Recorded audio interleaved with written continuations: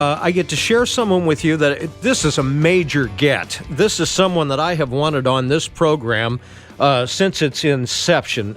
She is a prominent thought leader on the impact of technology on society, work, and careers. She's been a scholar at Stanford University, has held leadership positions at Apple, HP, Cisco Systems, and more. I've seen her on every major news network, and just a thrill to have with us Dr. Tracey Wilen this morning. Hey, Doc. Oh, good morning, Neal. How are you? Wonderful. Great to have you, Tracey. I'm so curious about, obviously, you are a very successful author and public speaker, 11 books to your credit, and on a wide variety of topics. But what I wanted to talk with you about today is 21st century careers. We have a lot of young people who are in college right now or just getting out and not exactly sure what direction to go or how to get there. And you seem to have all the answers. Well, I try. I can't say I have all the answers, but I certainly try to keep my abreast of all the trends so that I can give people direction on where I would be looking for jobs. What about hiring trends and predictions for 2016? So what I look at is, because I think a lot of us have the mindset that it's the traditional company, it's the traditional types of jobs, but rather, just to use an analogy, skating to where the puck is going to go, look at the news, watch the trends, and see where the jobs are going to be. And for 2016, I pick out, every year I pick out, 5 or 10 trends. In 2016, here are my 5, big themes. Senior sensation, this is the aging is a big business. Actually, it's a $7.1 trillion business. Security, which you see in the news every day. Yeah. Technology, because it continues to evolve. Blue-collar and skilled workers, and then micropreneurs and microbusiness. So those are my 5 big themes for 2016 that people can look. What does this senior sensation mean, and what all does that encompass? A $7+ billion industry. What types of industries are we talking about? So if you think about it, today in the United States, 1 in every 3 Americans is 50+. That's amazing, right? We're at a tipping point where there's more of us graying than young people, and this creates jobs. In fact, they segment us into categories. We have the young old from 65 to 74, the old from 74 to 84, and then the oldest old, which is 85+, which is, by the way, one of the fastest growing segments. And each of these segments have different kinds of needs, where they're going to live, how they're going to keep healthy, where they're going to spend their time, or how they would like to spend their time as we get older. And so there are jobs in all of these pockets, that we should be looking at. Well, you see a lot of people in those upper demos that are working now, and many of them maybe don't even have to, they just like to. Oh, sure. I have seen 50+ people really reinvent themselves, and this is why I think this whole senior sensation can be a sensation for a lot of people in work. I've met a real estate agent who has reinvented herself as a real estate agent for retirees, a financial planner who focuses on retirement planning, a personal trainer who focuses on Parkinson's disease. You can becoming a personal driver, so someone who can't drive anymore. So I think if you look at what your skills and experience is, and then you look at this phenomena of us getting older, there are many opportunities there. As technology evolves, Doctor, we're seeing a lot of new jobs developed that we couldn't have even imagined 10 years ago in terms of digital work and information technology and so forth. A lot of people are actually working at home these days. Oh, yes, and I think that that's something that people, again, traditionally we always think about the physical office place that is down the street or in the local city. But when you're looking for jobs, a lot of these jobs can be online, or you can liaison to jobs through the online platforms, such as, just examples is Uber and Lyft and Gig Walks. A lot of these are platforms that connect us to local area jobs. But I think a big theme this year which I say sadly, is that security is a safe bet, and that is it has opened up a lot of positions related to counterterrorism, physical security, and cybersecurity. And those didn't exist, as you said, years ago. These weren't even on our radar, other than maybe police force and Army, and Navy, military roles. But, today now we have to think about all of these new categories and what jobs are there. When you look at the numbers, Tracey, of people that are out of work in this country and have given up, are there possibilities for them to reinvent themselves, or are they really just not interested in having a gig anymore? Oh, well, I think that's a personal decision. I think it's most people would like to be actively employed. In many of my talks, I remind people that extreme longevity is here. Many of us today will be living to 100, and so we need to afford to live to 100. And if we need to afford to live to 100, we may realistically need to work until we're 70 or 80 years old, which is mind-boggling, but it is a reality. Now, I think a lot of us immediately leap to the thought of I have to be in a traditional company role in a cubicle, and this is where the shift is for example, 50% of Americans actually work in small businesses or micro businesses or their own businesses. And so the reality of the large firm is, not realistic for everyone moving forward. No, we've seen that here. As a matter of fact, Tracey, just as one example here in Grand Rapids, we have had an explosion of local entrepreneurs who are beginning their own businesses and going their own way and are being incredibly successful. I'll mention the craft brewing industry, for example. We have some incredible breweries and products here, and they are setting the world on fire. Oh, yes. I walk through the stores, and it's all about craft beers today. But, yes, I think our millennial generation is driving this new phenomena, which is, I don't want to be on the corporate treadmill.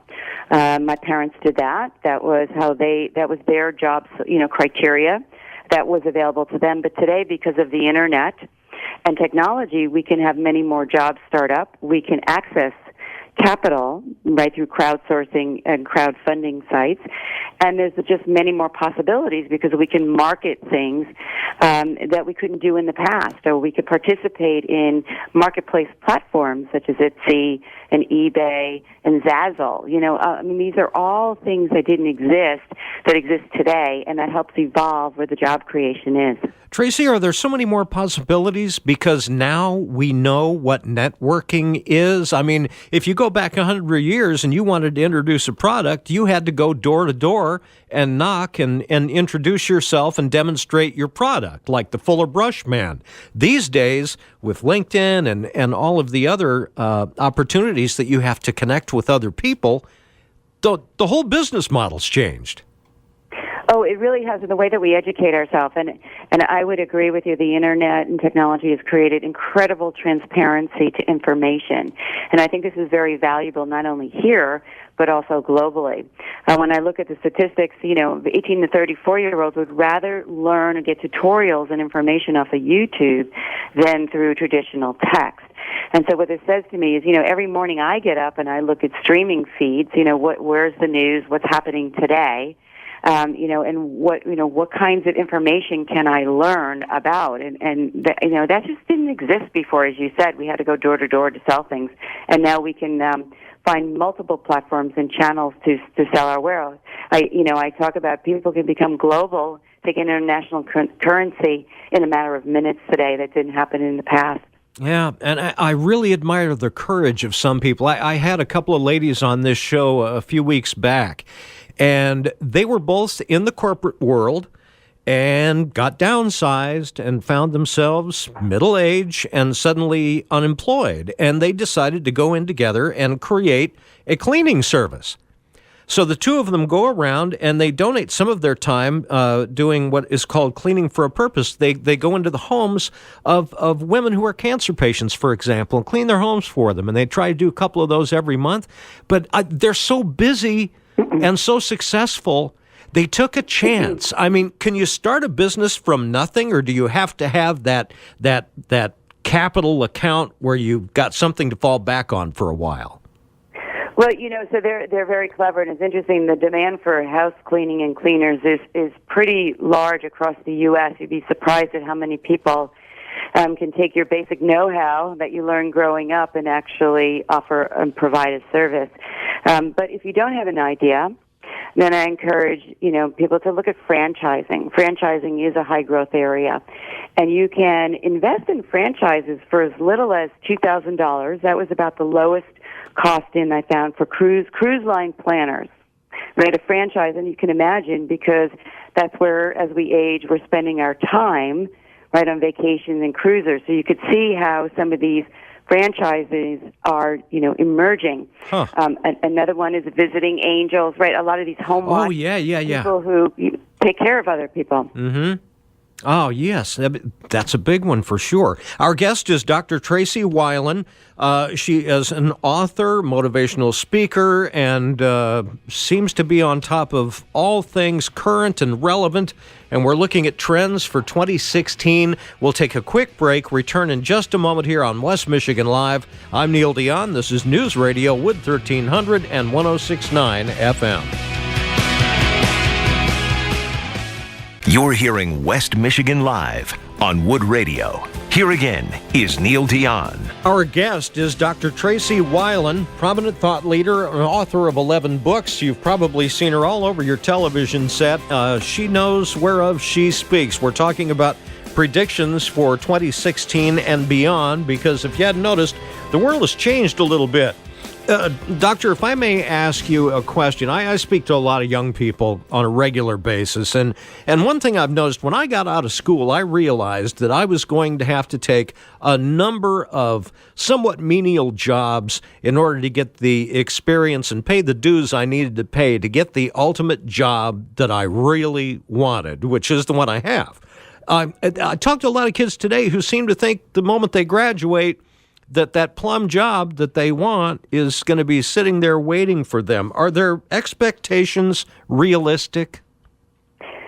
Well, I think it just depends on what they were educating themselves for. If you're educating yourself for a technology in-demand job, into computer sciences and, advanced technology courses, you might be, Google might be waiting at your door, or Facebook. But the reality is unless you're planning ahead to say, what's the criteria for the positions that I ultimately want, then you're just like everybody else graduating with, smart and great education. So I do encourage people to expose themselves to as much as possible while in high school and while in college. It's not just about studying. It's also about gaining experiences, whether it's internships, externships, joining teams, volunteering, or creating your own business. These are all practical skills that young people can do so they can graduate with a plum job. Now, you've given a number of commencement addresses, and I know that our young people are very, very smart when it comes to technology. I mean, when I was a kid, we could never imagine the idea of scanning ourselves out at the grocery store. But technology has taken away a lot of jobs. Technology to me is a big area that people should be watching and preparing for. A lot of stats say 70% of the jobs by 2020 will have a technology component. What's interesting is the waves change, right? So that we went from mobility, which is a big wave, to social media, which is a big wave for job creation. So some of the things that I think are coming down the pike is artificial intelligence. The fact that Siri is going to get very smart, the Siri on your iPhone, or immersive technologies, or, robotics, automation, and drones. All of these technologies is sort of the new wave coming our path. And if you can get in on some of these technologies and companies at the ground level, you can really grow with them. Who thought that Apple, right, would be a continually evolving computer company to entertainment company. Mm-hmm. And so if you look at some of these technologies, this is where the puck is going. You know, you wrote that by 2017, an estimated 2.5 million new middle-skilled jobs are expected to be added to the workforce, accounting for nearly 40% of all job growth. So you mean to say that there are still those blue-collar jobs out there for middle-skilled workers if you look for them? Yes, and just think about probably day to day in your own life. How hard is it to get a plumber or a carpenter or an electrician or, someone to work on your air conditioner or heater? They're in demand, and, they're accounting for, as you say, nearly 40% of the job growth. And, these are good paying jobs. These, are ranging from $50K or up, or on an hourly $25 an hour. And some of the, if you think about, we need skilled people. Things like trains are not going away. Oil and gas pipes, boilers and furnaces, aircraft mechanics, electricians. A lot of these practical job creation areas, they're not going away. So we need people. The technology overlay, this is a good place to get re-skilled. They call it gray collar. A lot of these skills are including the use of these jobs are including the use of robotics or the use of databases. And this is a great way that you can use your skill and then also learn about technology. Tracey, you've been doing this for a long time, and I've been reading about your predictions now for a number of years, and you've seemed to have been spot on. But I want to ask kind of an odd question. Is the business climate severely affected depending on which political party might be in power at a given time? So that is a very interesting question. I think the discussion is really around, big government or small government. Mm-hmm. And I think it's just, access to opportunities change whether you have big government or small government. Big government is, you'll see, I'm guessing, right, more jobs, in the public sector. Small government is there will be more cash, moving to entrepreneurs and businesses so that they can create the job creation. So I think that's more of the shift rather than who's the individual running for election. How do you feel the economy is doing, and are we moving in the right direction? I come from the business world. I am an academic, but I'm an academic who has worked in Silicon Valley for a very long time, and now I have my own company. And so I like to see barriers and obstacles reduced for people who are trying to make a living and generate and hire people. And so I tend to sway in the direction of, are there barriers being put in the way of healthcare? Are there barriers being put in the way of marketplace salaries? Are there barriers being put in the way? And, because that makes it challenging for me to hire people and to grow a business. And I think a lot of, if you remember, I said that, over 50% of us are micropreneurs and working in small businesses. We need to have environments that can really help us grow. You're a fascinating guest. How do we find you online and get our hands on your books? Well, my website is TraceyWilen.com, which is TraceyWilen.com. My books are on Amazon. My Twitter is @TraceyWilen. I'm on Facebook as Dr. Tracey Wilen, of course, LinkedIn. But interesting enough is I will be in Grand Rapids on February 2nd. I am very honored to be a keynote at the Michigan Career Education Conference. So fantastic. Perhaps we'll be able to meet then. Oh, I hope so. I look forward to that. Dr. Wilen, thank you so much for being on our program today. Thank you. I appreciate it. All right. We'll see you soon. That's West Michigan Live for today on News Radio Wood 1300 and 106.9 FM.